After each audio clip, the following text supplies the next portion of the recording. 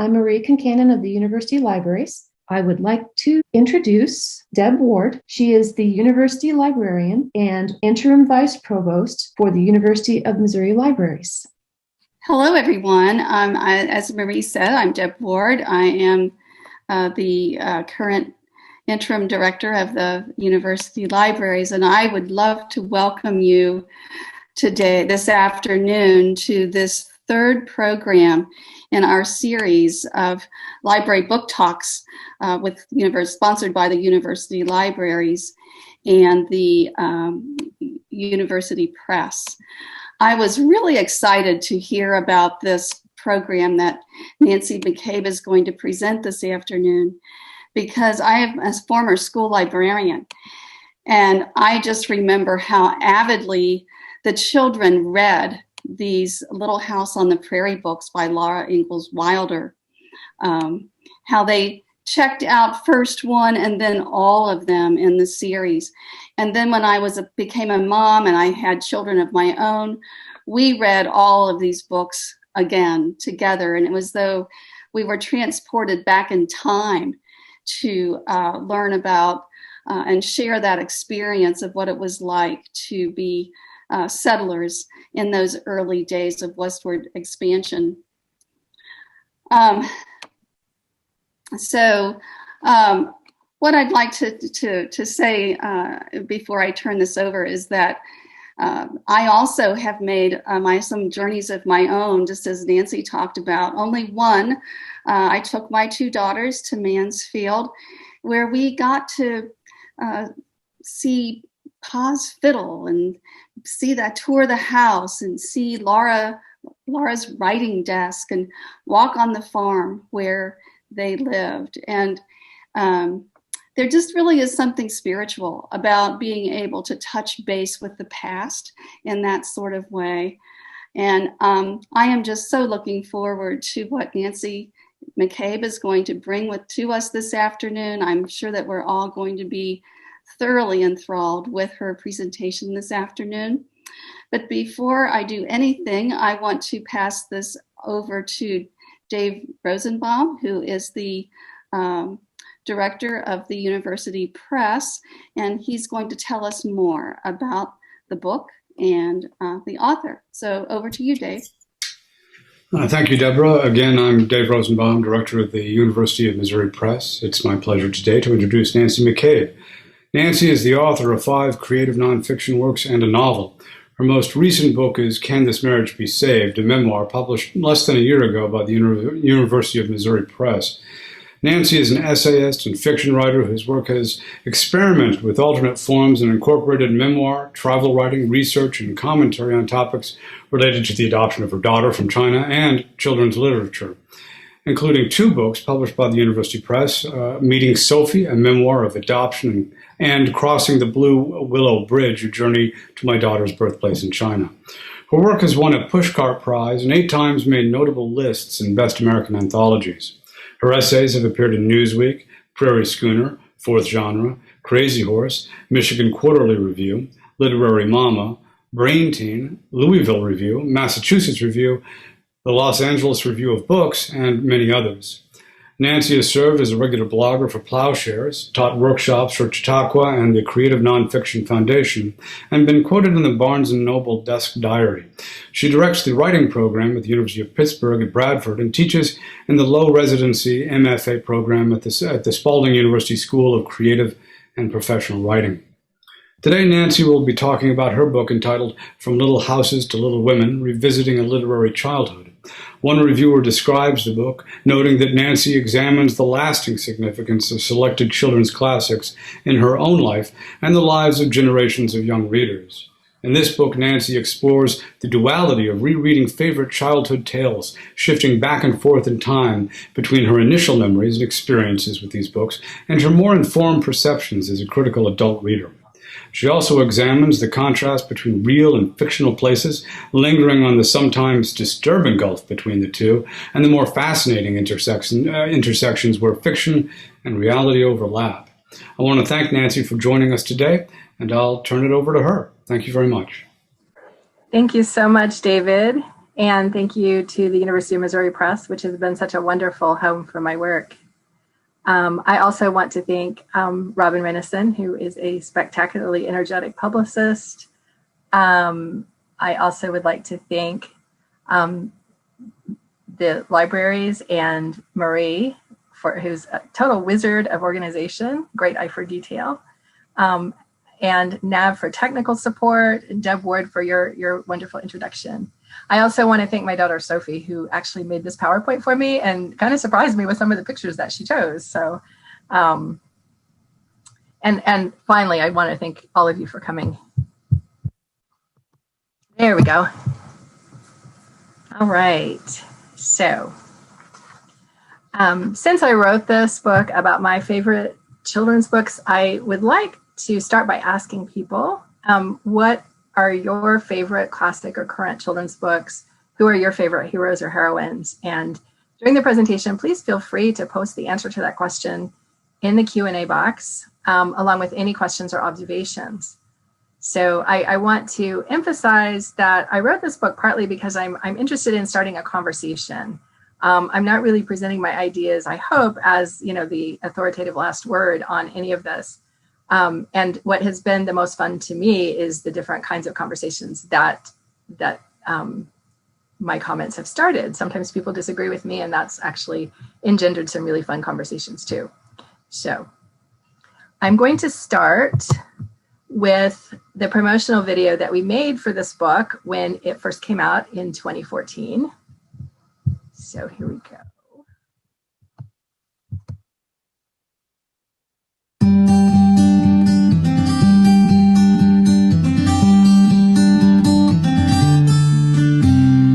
When my daughter was still a toddler and I was overwhelmed by the chores and errands and tasks of a single parent with a full-time job, I found myself reminiscing fondly about the books I'd read when I was young. The first trip was to Laura Ingalls Wilder sites throughout the Midwest, and that included in Wisconsin, Kansas, South Dakota, Minnesota, Iowa, and Missouri. And so that was a very long trip where we kind of followed the trail of the Ingalls family. And my daughter was 8 at the time, and she was complaining about being in the car for long hours. And then we pulled up into our driveway when we got home, after 2 weeks of driving constantly. And she said, "That was fun, let's do it again."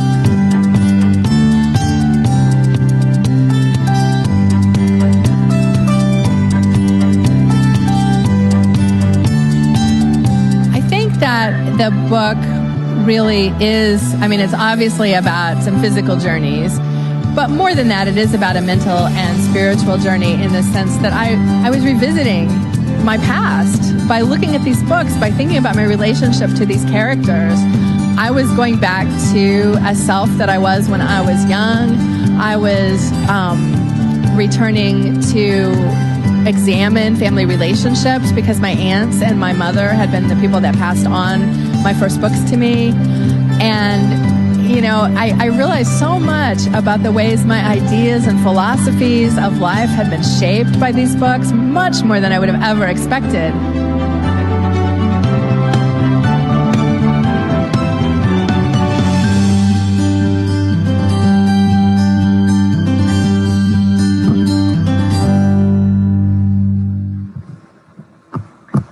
So, this project started when my friend Sarah and I, who were both single parents of toddlers at the time, and we started rereading books from our childhoods and emailing about them.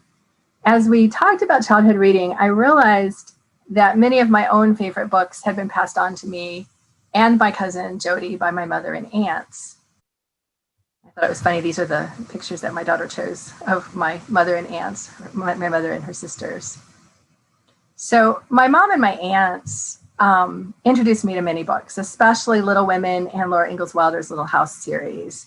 And from there, I discovered many favorites of my own, like the Anne books, the Betsy Tacy books. Rereading many of these books, I discovered that they really had imparted to me the values of previous generations, which kind of explained why I'd been a somewhat peculiar child out of step with my own times. I realized that those books had offered me models for living that remain with me today. and that I'd both internalized and resisted messages about family bonds, female sacrifice and other expectations for girls in particular, piousness, conformity, originality, and independence. I was also especially interested to discover that I regularly sought out books that dealt in some way with art and imagination. Well, when I started rereading children's books, and when I re-entered the lives, in particular, of favorite heroines, I also started wishing to travel to the settings of those books. I don't know if I imagined that those places would be sort of living manifestations of stories that I'd once loved, of stories that had once themselves seemed like physical locations, places that I could escape to, places that were for me as real life. So when I decided to actually go to those places, maybe I was feeling nostalgic, or maybe I was trying to make literal the metaphorical experience of becoming lost in stories, of meeting again characters who had seemed so three-dimensional. But sometimes I also had to confront that at times author-related tourist attractions promoted interpretations that were opposite from my own. At the same time, it also turned out that these visits were another way to rediscover the self I was when I first read the books, and to understand and ask deeper questions about their messages.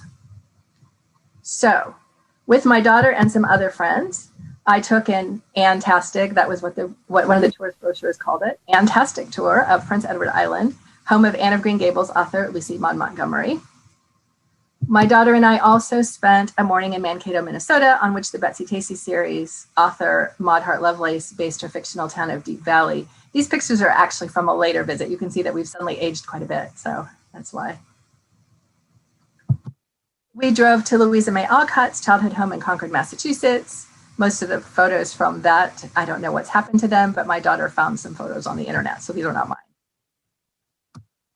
But probably most significantly, with my daughter, who was 8 at the time, I undertook a long pilgrimage through the Midwest, visiting Laura Ingalls Wilder homes and museums that carve a path from Wisconsin to Kansas to Minnesota to Iowa to South Dakota to Missouri. Well, I ended up writing about 400 manuscript pages, which would take more than 13 hours to present. So obviously I had to leave a lot out to boil this down for a 30-minute presentation. My book alternates between chapters about our travels and chapters that tell the story of my journey of rereading favorite books and discovering what they had to say about topics like gender expectations for girls and the importance of imagination. So today I'm going to talk about a range of my favorite childhood books and those messages. I want to say, though, since this is an event sponsored by the University of Missouri Libraries and the University of Missouri Press, that my mom grew up in Raymondville, Missouri, near Houston, and her family often drove by the Wilder farm on their way to visit family in Pittsburgh, Kansas, when she was a little girl, the same years that Wilder was writing and publishing her books. Although the first Little House book came out when my mom was 3 years old, she didn't actually discover them until she was a young teacher in Kansas, putting herself through college by teaching in the winter and taking classes in the summers. So even before the trip with my daughter that led to my book, I'd visited Mansfield, Missouri, and Rocky Ridge Farm several times, at least a couple as a child and once in my 20s. I remember when I was 13, gazing past, and in my memory, it's red velvet ropes. I don't know if that's accurate or not, but that's what I remember, in Laura's living room, wishing I could see the books in her library, the low shelves that are custom built for her 4'11" height. My aunt came up behind me and she said, "This makes writers seem just like ordinary people, doesn't it?" And I remember that as a breakthrough moment for me, a huge revelation, that if this seemingly ordinary person could become a writer, maybe I could too. And then years later, Mansfield and Rocky Ridge Farm were my daughter's and my last stops on our Laura Ingalls Wilder tour after 2 weeks of log houses, sod houses, dugouts, old churches, schoolhouses, post offices, banks, jails, and depots, replica violins and China shepherdesses and Charlotte dolls, hand-dug wells, and pump organs. You may all be familiar with Rocky Ridge Farm, but if not, I encourage you to check out the farmhouse, the rock house, and the newish museum there. Most other Wilder sites in Wisconsin and Minnesota and South Dakota and Kansas have to make do with replicas and period pieces that didn't actually belong to the Ingalls, but had been owned by the granddaughter of a minor character or resembled pieces of furniture or items of clothing mentioned in the books. But Mansfield is a treasure trove. As Deb mentioned earlier, you can see the real fiddle that belonged to Pa, the real bread plate that says, "Give us this day our daily bread," dishes, name cards, a table made from a cypress tree, a lamp fashioned from a cactus by Almanzo, Laura's dresses and a shawl she crocheted, and handwritten manuscripts on yellow tablet paper. There's something really profound about seeing these ordinary objects that belong to someone who feels legendary to you. Seeing those items when I was 13 really incited my imagination, as had the Little House books, which I read over and over throughout my childhood. I was a voracious reader, and my parents took me to the library every 2 or 3 weeks so I could lug home piles and piles of books, all of which I devoured. Libraries were incredibly important to my development, and it wasn't until I started rereading books as an adult that it became evident just how much childhood reading had shaped my ideas of the world, and how much some of my childhood favorites, like the Little House books and the Betsy Tacy series, broke ground by departing from some of the then current conventions of girls' literature. As an adult, I like to think of reading as a way to enlarge our world and develop compassion. And there are studies that suggest that it does just that. But rereading children's books from the 1970s and earlier, which in memory I mostly associated, erroneously it turns out, with human rights, equality, justice, and alignment with the outsider, I was surprised at how much that wasn't true, and how much many were committed to traditional ideas of female virtue. One thing I started noticing was this girl story convention in which a female protagonist heals from her losses, often assisted by nature, so that she can take her place as a healer and nurturer of others. I should mention, when you look at some of these book covers, it really hits home for me how undiverse those books were. Another subject I touch on throughout my book, especially since I was dragging my Chinese American daughter along on my journey. As for the whole healer-nurturer narrative, this pattern holds true in Heidi, Anne of Green Gables, Pollyanna, A Little Princess, The Secret Garden. In The Secret Garden, Mary starts out sullen, but her disposition is improved by nature. The same pattern echoes as well through the less well-known Golden Name Day books and Jennifer series. These protagonists are often orphaned, mostly literally, but sometimes figuratively, by parents who've been called away. The heroine's task is to achieve physical and emotional health so that she can work miracles with others. There were some significant overlaps in how this came about, too. In the Golden Name Day books, for instance, Nancy Bruce gradually helps her lame, and please note that this was the terminology of the times of these books, but helps her lame friend Alex walk again. In The Secret Garden, Mary Lennox helps her lame cousin Colin walk again. In Heidi helps her lame friend Clara walk again. And in the Jennifer books, Jennifer helps, guess what, her lame friend Sarah Beth to walk again. Many times the miraculous nurturing powers of these literary heroines comes from their essence, not their effort, not even their touch. It's this essence that heals all with whom they come in contact.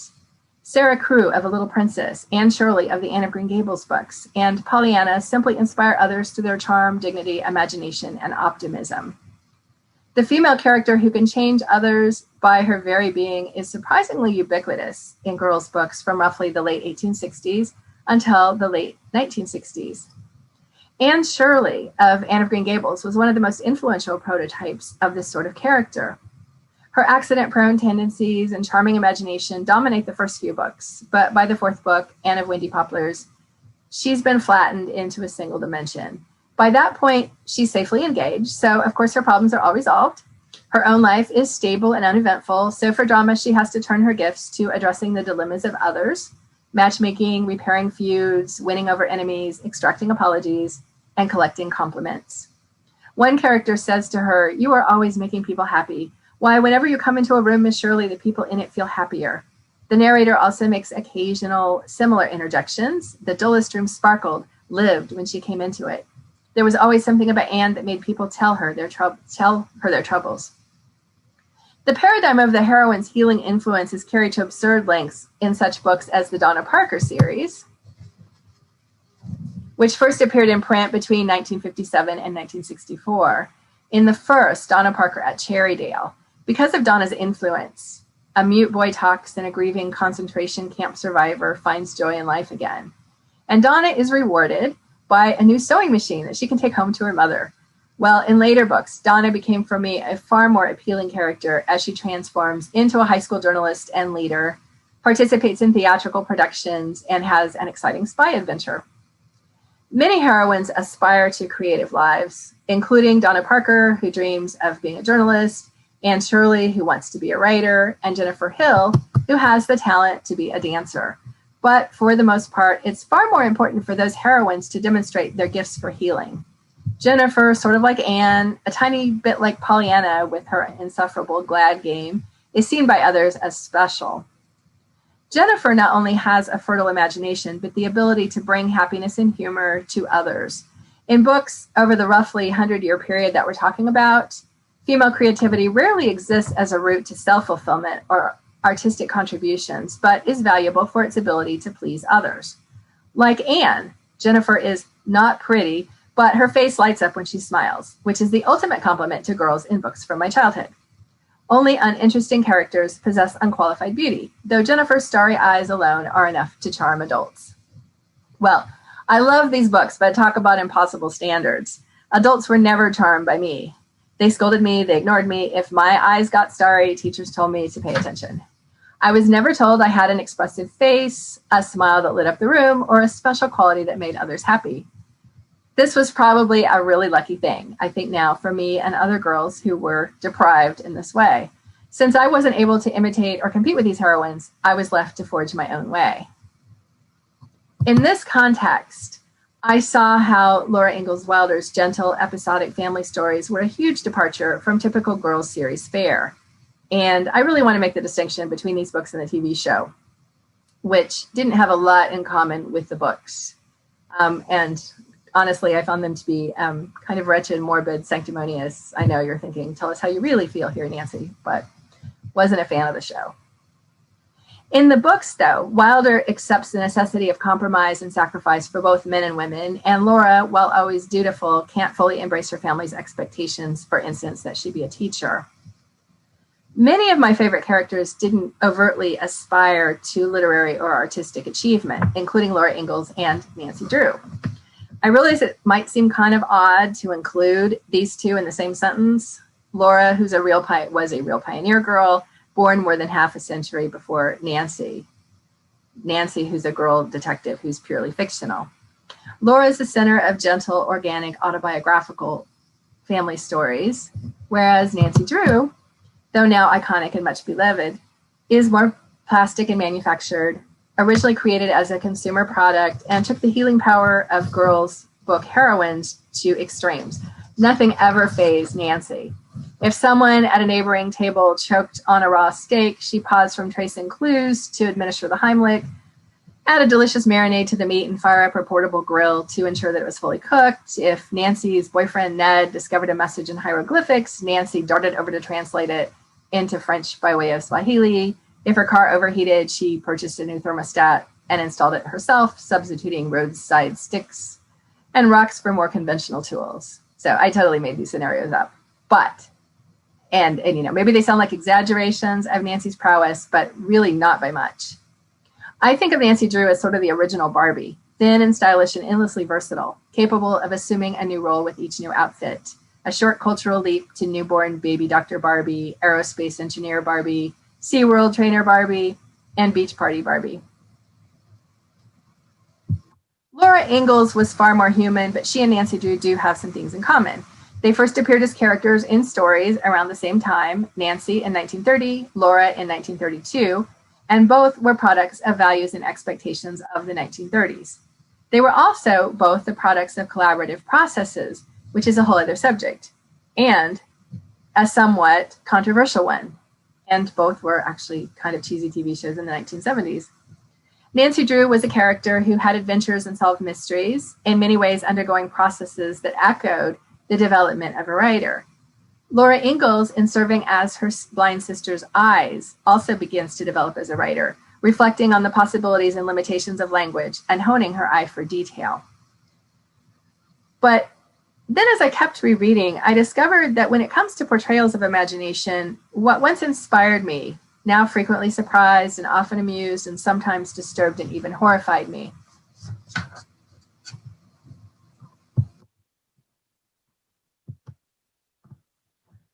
Lucy Maud Montgomery's Anne series and Eunice Young Smith's Jennifer series reminded me especially of how inadequate I felt compared to these heroines. These books suggested that depth and originality are mostly demonstrated through idealizing and personifying nature. Most of these books are direct descendants of Romanticism. Both Anne and Jennifer, who is less well known, and probably Anne's literary offspring, are more alive when outside communing with the natural world. Anne gives ornate names to ordinary places, and Jennifer fantasizes that she can talk to bumblebees. In comparison, I fell short. My parents had built a split level when I was a toddler on 3/4 of an acre on the city limits of Wichita, Kansas. The land had been parceled in recent history from a family farm, and the portion my parents bought was likely once part of a wheat field. There were no trees until my dad planted saplings, and my own seemingly generic landscape could never live up to Anne or Jennifer's lush surroundings. Because Jennifer likes to lie in a hammock in her backyard, I was thrilled when my grandparents brought back a macrame hammock from Mexico. I had fantasies about spending hours reading there, like Jennifer. So I tied these flimsy pieces of string between a tiny new tree and a swing set pole because there was nothing else available. And just getting in required both a literal jump and a metaphorical one, a huge leap of faith. I had to climb onto this tangled macrame mess and lob myself down into the netting. I was shocked that it actually held my weight.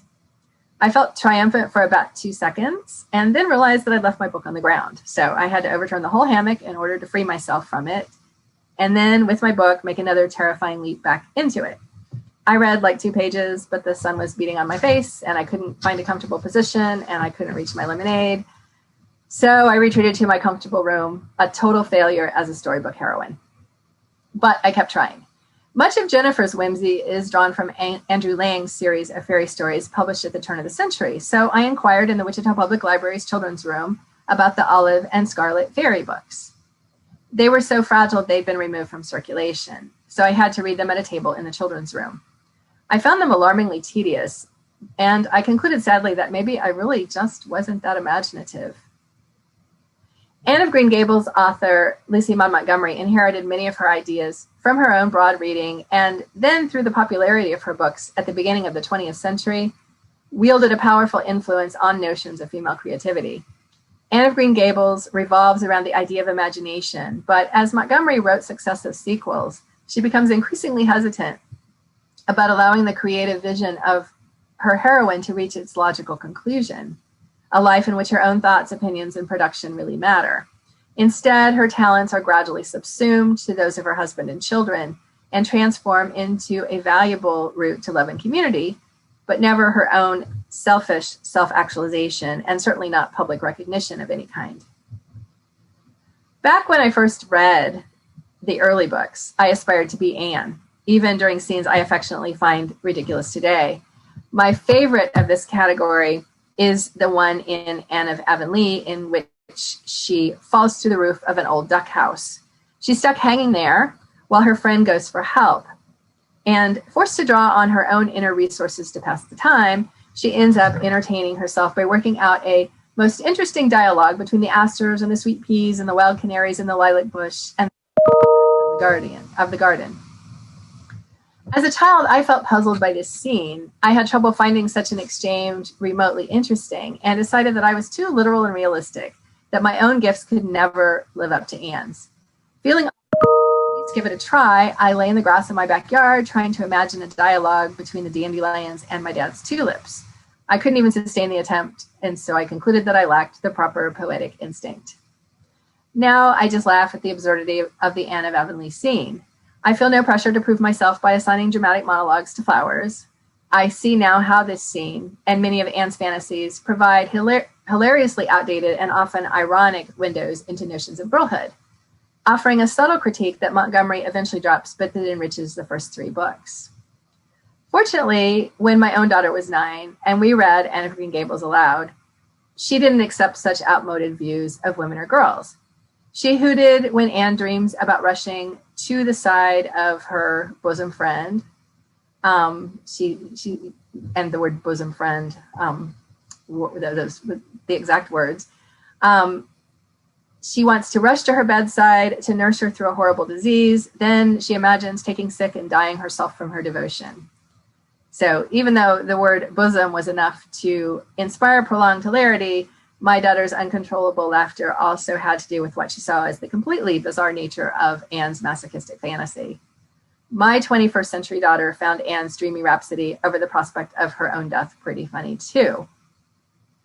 Sadly, though maturity for Anne means eventually taming her imagination, as well as curbing her prolific speech and her assumption that she has a right to be heard, and I remember feeling as a teenager, as a result of the books that I read, that girls were supposed to embrace blandness, passive acceptance, smiles, polite murmurs, uncontroversial conversation, the ability to placate others. By the fifth book in the Anne series, and one of my favorites, Anne's House of Dreams, Anne has relinquished all expectations about her own artistic work. When another character suggests that Anne might be famous someday, she says, "No, I know what I can do.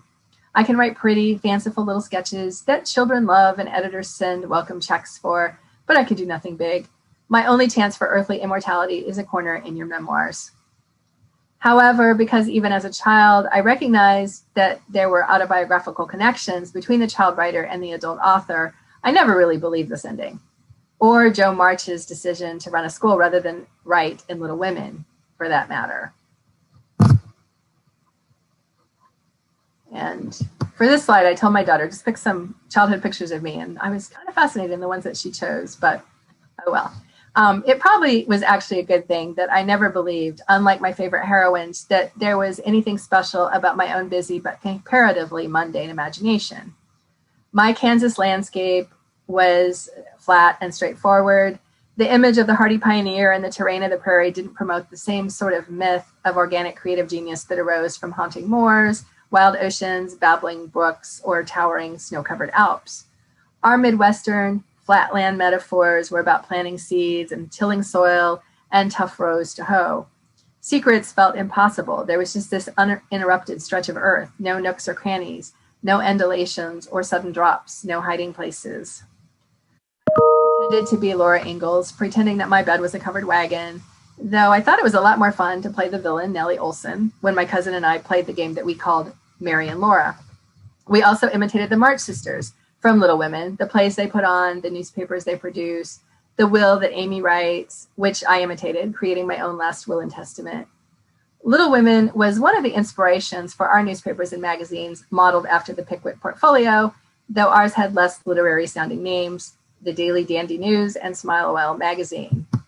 And here are some copies of some writing that's left over from my childhood. You can see in the front a play that my cousin and I wrote called Is Blood Thicker Than Water, which sounds really dramatic. We never could figure out how to write something that lived up to that title. But you can see the special bicentennial issue of Smile a While magazine over to the left. And then in the middle, well, the Daily Dandy News is there. And then in the middle, what we called our phone book stories. So that was back before you could go to the bookstore and buy a blank book and have a bound book to write in. So we had this really brilliant idea that if we took the discarded phone books from our households and we wrote with, say, blue ink over the black type, we would have these bound books. So we wrote like these phone book novels where we took turns. We each, alternated the chapters. They're really hard to read, but anyway. Clearly, though, I was very strongly influenced by many positive examples of female creativity. Jo in Little Women, even though she puts her writing on hold later, Betsy in the Betsy Tacy books, who is one of my favorite heroines. As a young reader, I absorbed the idea of human creativity as a healing, sustaining force, one that could be transformative. My favorite literary heroines might have sometimes reflected limiting expectations when it came to being a girl, but through their creativity, they often transcended their limitations, lessons that I absorbed deeply. Revisiting some of the landscapes that had formed those characters and the imaginations of their creators weren't always quite what I expected, but ultimately it was inspiring to think about how those writers, characters, and places shape generations of readers.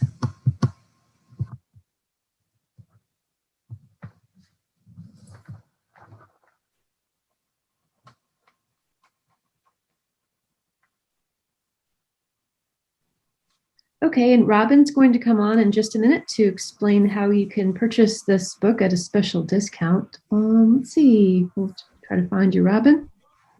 Here we go. Here you Thanks.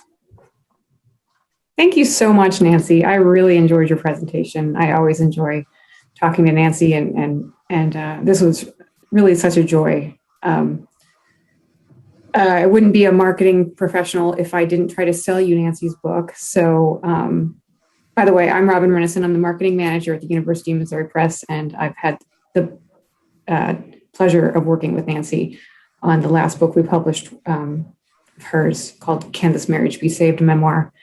But From Little Houses to Little Women can be purchased on our website at upress.missouri.edu for a special discounted price of $17.95. You can use the code McCabe21 to purchase that on our website. We'll also be sending out an email after this presentation in which I'll include, or will include, the titles of Nancy's other books that we've published that Dave mentioned in his introduction earlier. The latest book, Can This Marriage Be Saved? And then her two memoirs about the adoption of her daughter from China, Meeting Sophie, a memoir of adoption, and Crossing the Blue Willow Bridge, a journey to my daughter's birthplace in China. So without further ado, and then we'll put this slide up later in the presentation, so in case anybody didn't get to jot that promo code down. But without further ado, I'll start with some questions and comments from folks in the audience. Nancy, you had asked the question early on of people attending, what are their favorite books and who are their favorite heroes and heroines. We have a couple of Anne of Green Gables. One attendee said they liked Beezus and Ramona. Nancy Drew, which is one of my favorites. Louisa first, someone said Louisa first and Laura, enamored with Annie Oakley as a third grader and Texas Western fiction. And then one attendee has a nice comment. When I first looked at the Little House site on Google Maps, it seemed so strange that it was located on a grid of highways. I somehow continued to imagine that, that it was still in a wild and untamed place, as irrational as that was. So Nancy, do you want to address any of these favorites of folks, and continue to type in your questions for Nancy, and we'll just kind of go along as they come in. Yeah, I love hearing people's the things that were their favorites. Oftentimes people jog my memory and I'm like, oh yeah, I forgot about that. And I've often gone and sought out books because I completely forgot about them until somebody mentioned them. And of course, some of the ones that you all mentioned, we overlap a lot, but Ramona was like so transformative for me. I think I read Ramona the Pest when I was in kindergarten or first grade, and I just, for some reason, so related to her. She's a character I didn't write about, but was definitely a really important influence for me. So I have to admit, I'd never heard of some of the book series that you mentioned in your presentation, like the Donna Parker series or the Jennifer books or the Betsy Tazy books. And before we'd started talking about doing this presentation, I had completely forgotten about reading Heidi as a kid, which was one of my favorite books. And seeing that cover image really brought back a lot of memories. Yeah, so the Donna Parker books, I really wouldn't recommend that anybody go back and seek those out. They were pretty terrible. I couldn't get through. I got through like one or two of them when I was rereading. Heidi, I was really surprised at how preachy it was in some ways, but I wrote about that. And then one of my graduate students published an essay where she argued with me, which I loved. I thought that was so great. And she made lots of really great points. And I'm like, oh yeah. I mean, that she really brought back to me some of the things I really loved about Heidi that helped me to get beyond that first reaction. So again, it was so much fun to have that dialogue. But Robin, Betsy Tacy, you have got to read the Betsy Tacy. I mean, I kid you not. So when were they written? Oh geez, I'm not sure if I have the dates right. Like the 40s, 50s. I know that there's knowledgeable people out there in the audience that can maybe help me with that question more accurately. But yeah, there's like two series. Like there's Betsy when she's young, Betsy Tacy. There's 4 books in that sequence, and then there's this whole high school series of books about Betsy, taking her all the way up through, she goes to travel in Europe, she gets married. So there's, I believe, 6 books in that series. But I think that rereading Laura Ingalls Wilder and rereading the Betsy Tacy books were the greatest joys of doing this project. Just seeing how those books so totally hold up in ways that, say, Donna Parker didn't. So, and also just an observation about, those expectations we have for these places and what they really are like. I mean, that was one of the fun things about making those trips. For instance, in the Betsy Tacy books, in the early books, Betsy and Tacy go to have these, when they're 5 and they're 6, they go to have these picnic meals on this bench on this hill. And I had this picture of it in my head, and the picture actually matched the turnpike hill at the end of my street. I just pictured this like sudden big hill, like a turnpike hill is very steep. And anyway, so I pictured them on top of this like turnpike hill eating their dinner. And so going to Mankato and actually seeing the Betsy Tacy houses and seeing the bench, placed where they would have eaten their meals was so fascinating because it looked nothing like what I expected. And so now when I read the books, I can actually picture the real place. Has your daughter read all of these books that you have mentioned in your presentation? That's a really good question. She was really resistant when she was little. I tried to read her the Laura Ingalls Wilder books, and we had this ritual where she wanted me to read to her when she was in the bathtub. And so sometimes she would just say, go on, go on, go on. And she would have to keep running hot water because it would get cold.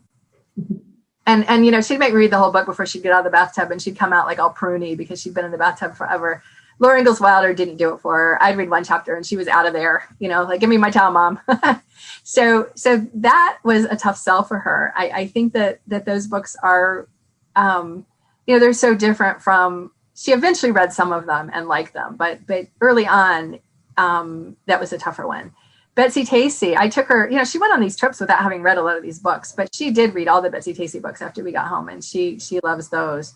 The thing is, as a Chinese American girl growing up, on the East Coast, compared to me, growing up in the Midwest with all these myths and legends about our pioneer ancestors, it didn't mean as much to her. And so she really pulled me in other directions and introduced me to books that I didn't know about. When she was in the 5th grade, she decided to read every single thing that was on the Coretta Scott King award list. And so, she introduced me to tons of stuff that I didn't know about. So it was an interaction, I introduced her to a lot of these books. She introduced me to a lot of other books. So that was really fun. We've got a couple more people chiming in about their favorite books. All of a Kind family series was a favorite, and I've never heard of that. Yeah. I want to go back and reread those, and I don't know who made that comment. I know that there was recently a group read of that whole series on an email listserv that's devoted to Maud Hart Lovelace, who wrote the Betsy Tacy books. And I was so sorry to miss out on that group read. It lasted for several months. And it was just during the thickest time of the semester. So I want to go back and reread those because I remember loving those. And when I read people's comments on the listserv, I was like, oh, I got to reread that. So the same participant also said Judy Bolton, Sue Barton, Cherry Ames. I guess that those were her favorite heroines. Yeah. I don't know. Are those from the All of a Kind family series? No, those are different books. And I think those are from, and somebody can correct me if I'm wrong, but I think those are from the same syndicate that produced the Nancy Drew books. They were earlier series from that syndicate. So I read a few of those when I was a kid. They were harder to find by then. And then someone mentions throughout Sweet Valley High, which is a little more contemporary, I think. Right. Yeah. Yeah. And of course, that was after my time. I remember that popular when I was like in college, maybe. Yeah. Yeah. Yeah. Some other good, tons of other ones coming in. Cheaper by the Dozen. Oh, yeah. Yeah. So, yeah, there's Cheaper by the Dozen. And then there was a sequel called Bells on Their Toes. And those were actually, I think, some of the first examples of creative nonfiction I read, because those were basically true stories about this family. The mother, what was her name? Lillian Gilbreth. I don't know if I'm getting it right, but she was like this pioneer. The father of the family, I think, started out as sort of this pioneer in motion studies, but then he died and she kind of took over and is really well known for that. So, and they're hilarious books, but my mom read them to her fifth graders when she was teaching long before I was born. And there's some occasional swearing in them. So the copies that I got of those books when I was a kid and that I first read had all the damns crossed out because my mom wanted to be sure to read them out loud to her students. So that's what I always think about when I think of those books. Another attendee says, whenever I drive over a bridge that crosses the Missouri or Mississippi River, I always imagine how unbelievable it might seem to Laura Ingalls Wilder's family if I could say to them, in 150 years, people will go over this river any time of year in less than 30 seconds. That's right. Let's see some other books that people have mentioned. The Little Prince. Stop me at any point if you have anything that you want to add about any of these books. The Wizard of Oz, Alice in Wonderland, Beverly Cleary, who recently passed away. I read the Runaway Ralph series. I love those. Yeah. The Runaway Ralph. Also the motorcycle. Oh my God. Yeah. Yeah. My favorite. Roald Dahl, The Boxcar Children. Yeah. So I was just going to say, like, after I wrote this book, I did the blog for Plowshares for a couple of years, and it was really fun because I would go to various places and write about them. I went to Frank Baum's house in New York. Actually, nothing is left there. Like, there used to be a museum, but it's a really depressed town and it's closed down. But I was really fascinated doing some research on him because there was a rumor that he once lived in the town where I live now, and so it was really interesting, like, looking at his journey. He never actually lived in Kansas. He wrote The Wizard of Oz about Kansas, but he never lived there. So I think that that's really fascinating. And one of the things that we did was we stopped at the Boxcar Children. There's a museum in a boxcar in Connecticut. So it wasn't open when we went there. It's really tiny. It's in a boxcar, but it was sort of fun to go and see that. But we went to that town. I don't remember what town it was. And we started asking people, well, where's the Boxcar Museum? And they're like, the what? And we're like, the Boxcar Children. They're like, the what? So. Someone says, I'd love to hear more about what you think about how these rebellious characters grow up and mellow out. The one that comes to mind for me is Jo March, and I've always had mixed feelings on how she ended up in particular. Yeah, I agree with that. Jo March kind of breaks my heart because, she is so, well, first of all, she's so creative and she's based on Louisa May Alcott, but Louisa May Alcott didn't give up all the stuff that Jo March gives up. I mean, she went on and had this writing career and was very independent. And Jo is not, but Jo marries, she has all these kids. She runs the school. And I'm saying that without a whole lot of authority because I never got through any of the sequels. I tried really hard when I was a kid and I just couldn't for some reason. But I loved Little Women. I read that over and over. But Jo, there's some really interesting gender stuff going on there because she's like a boy at the beginning. Her father calls her his boy, and she's always doing these horrifying things like flinging herself down on the rug, and she uses slang. And so I remember at one point her father, when he comes home, after he's been away at the war, he comes home and he's like, oh, my son Joe has become my daughter Jo. And she no longer, runs, and she no longer uses slang. And I'm like, oh, that's so sad that she no longer runs, that you have to outgrow running and you have to outgrow certain kinds of language. And I don't know how other people felt, but I really love the Greta Gerwig movie. of Little Women a few years ago. I was going to ask you what you thought about that.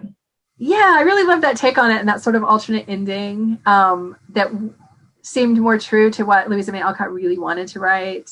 You know, she was writing what she was told that she should write to some extent. And she didn't want to marry, obviously didn't want to marry Joe off at all, and then ended up rebelling and marrying him off to Professor Bear instead of Laurie. And, so yeah, I just think that's so interesting, the interaction between the creator and the character, and, how she's based on Louisa May Alcott's life, but there's these departures that actually Louisa May Alcott was so much more revolutionary in so many ways.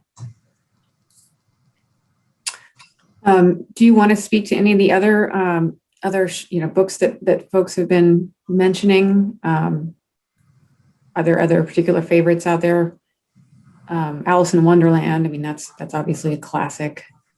And I'm embarrassed to say that I never read that as a child. I read it as an adult and totally appreciate it.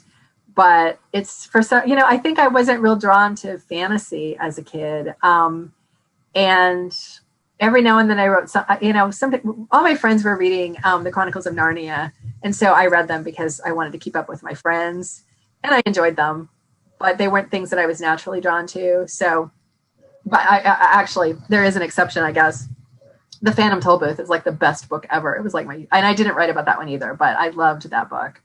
And in fact, when I was adopting my daughter, my social worker said, well, I can't guarantee that you're going to get a girl. You might get a boy. And I said, oh, that's okay. If I have a boy, I'm going to name him Milo after the character in the Phantom Tollbooth. She looked horrified. I don't know why. I guess she just thought that was a terrible name. So on the home study report, she said, I think she needs a girl. Give her a girl. That's probably not the reason, but I always thought that it was connected in some way. Is Sophie in the audience today, I wonder, watching your presentation? I doubt it, because she's got a pretty busy work schedule these days. So, and she's heard so many of these presentations, the poor kid. So she could probably do them herself. So, but no longer the little kid in those pictures. She's almost 23. So. Well, we're grateful that she helped you. Oh yeah, me too. Me too. Yeah. Another participant says, as I went into my teen years, I became a huge fan of The Outsiders. And that was then, this is now. But those fiction novels for teens are so tragic. I now wonder why I was attracted. I've never heard of these, of The Outsiders, or That Was Then, This Is Now.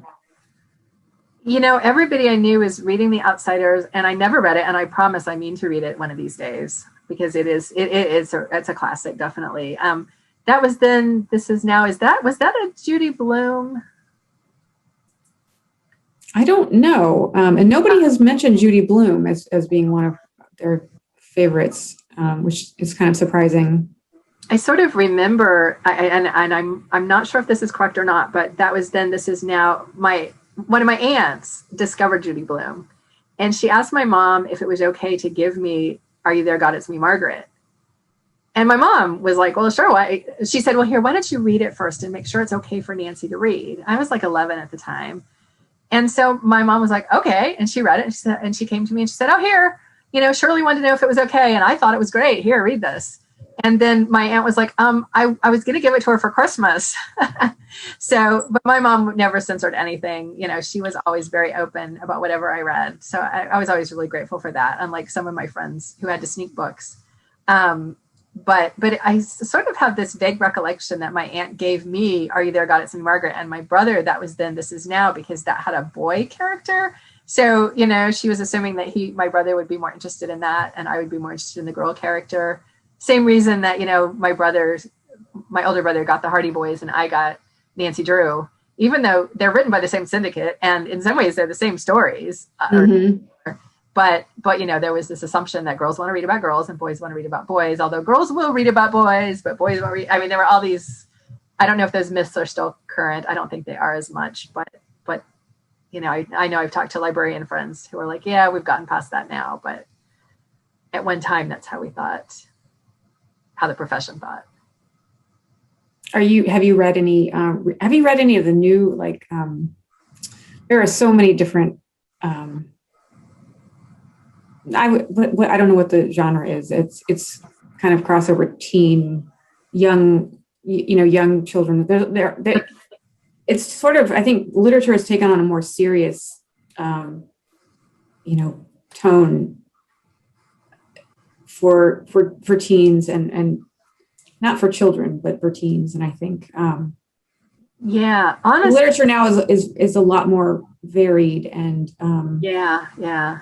diverse and diverse. Yeah. And diverse. Right. So, yeah, I mean, this is just the most amazing time for children's literature and young adult literature. I mean, there's so much more available than there was when I was growing up, at least readily available. And have you read any recent young adult literature? I do occasionally read young adult books. I like going and looking at the young adult sections of the bookstores, and it's so funny. I often find other adults standing there, and they're like, "Oh, I guess I'm not the only one reading these books." And but like when you need something that a lot of times it's quicker to read them.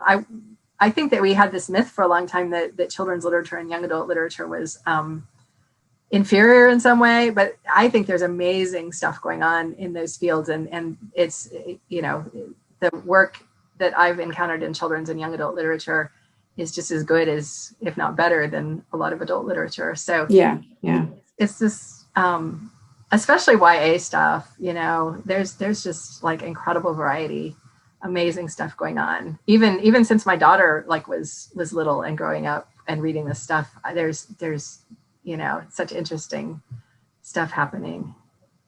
Someone mentions Harry Potter. Yeah, right.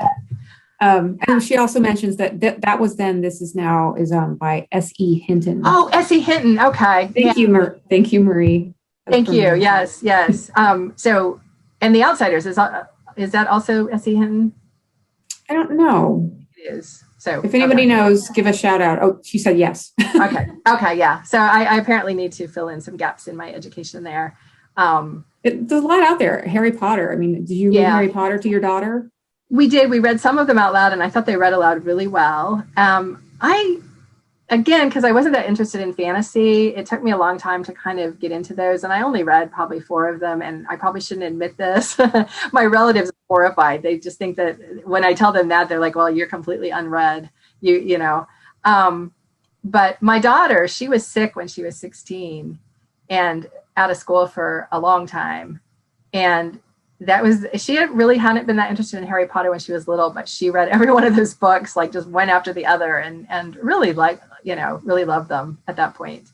But I think we've been slower to embrace fantasy things. But, my students for a long time, my undergraduates especially, they were writing Harry Potter imitations and, sort of the education of these young wizards and all their stories.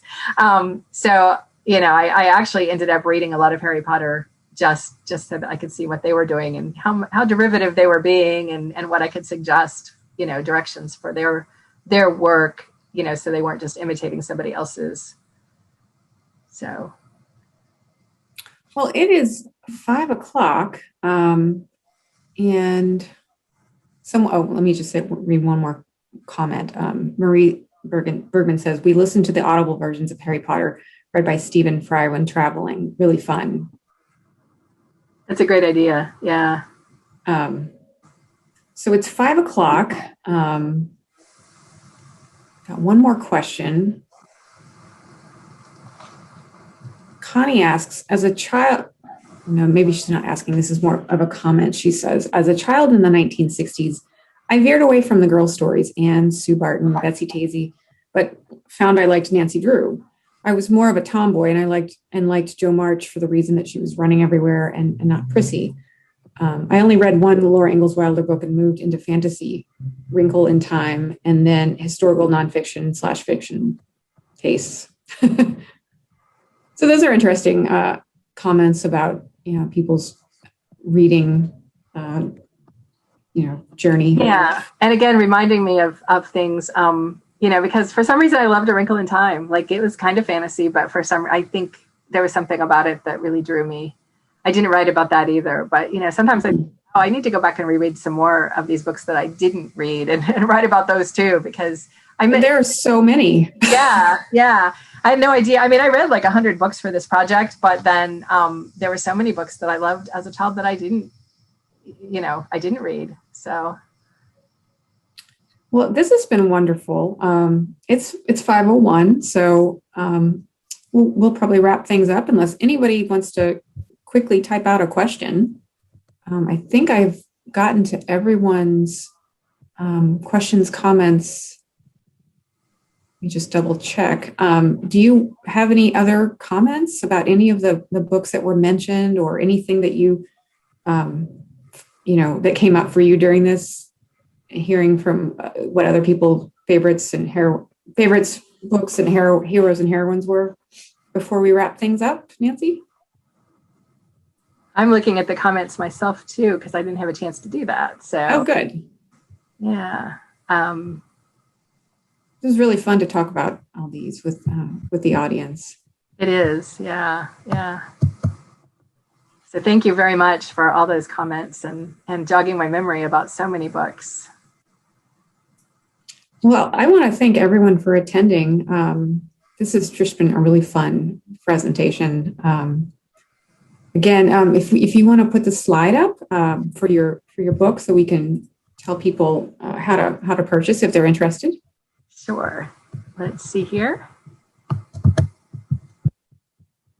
And like I said, we're going to be sending out an email to everyone who registered after this presentation with a short survey and with a list of all the books, this book and Nancy's other books that we've published. So if anybody's interested in checking out any of Nancy's other books that we've published, last year we published a book of Nancy's, a memoir, Can This Marriage Be Saved? It's not really self-help, it's more like creative nonfiction. So I always like to tell people that. And then she's got 2 books that we published about adopting her daughter from China, Meeting Sophie, a memoir of adoption, and Crossing the Blue Willow Bridge. The discount code that you can purchase Nancy's book, From Little Houses to Little Women, is McCabe21. And you can use that on our website at upress.missouri.edu. And you can also purchase Nancy's other books at discounted prices using that same code if you're interested.